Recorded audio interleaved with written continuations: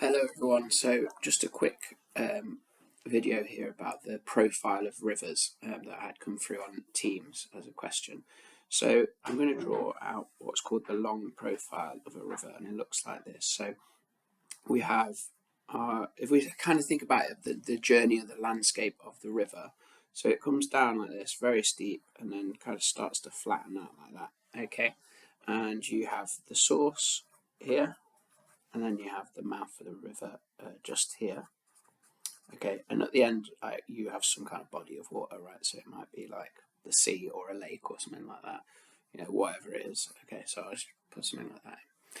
And so it's really looking at how the landscape has changed as it goes all the way down here and what different features you get. So let's start off at the source. So this is basically where you find our V-shaped valleys. Okay, and you also find our features of erosion. Okay, so there's a lot of erosive processes going on at this point, and so we find this is like our V-shaped valley, so it looks a lot like this, and we have things like waterfalls. Okay, so I've not got a great pen today, and we have interlocking spurs. All right, so that's what happens now and we call this part the upper, okay, the upper. Now, as we move further down, we get the middle, and then we have like the lower part of the valley as well, upper, middle, and lower. And so really what we see is a change as we go down from interlocking spurs. So we have features of erosion, we call them features of erosion.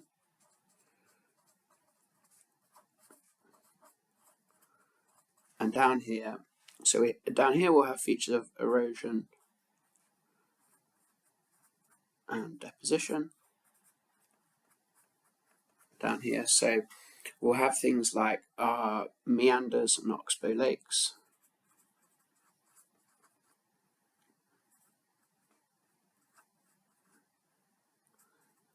Okay, they're the ones that we kind of need to know about for now.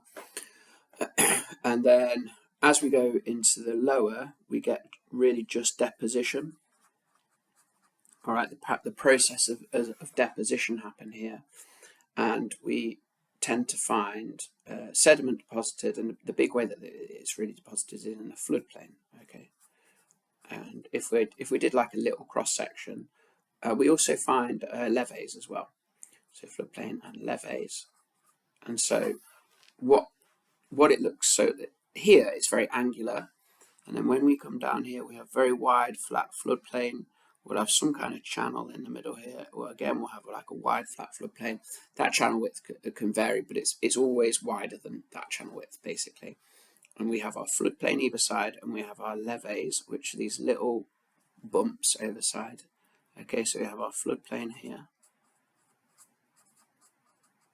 and we have our levee.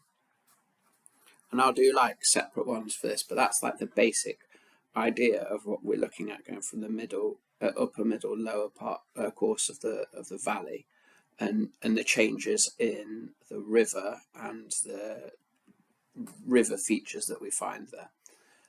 Okay, I'll probably do a more detailed video of actually what we see here as well, later date, but I just thought I'd stick on that quickly because I think that was probably what you guys were getting confused about. It's no more complex than that, and there's definitely a good page of it in the AQA book as well. All right, let us know just in the comments on our Teams chat about any help you need.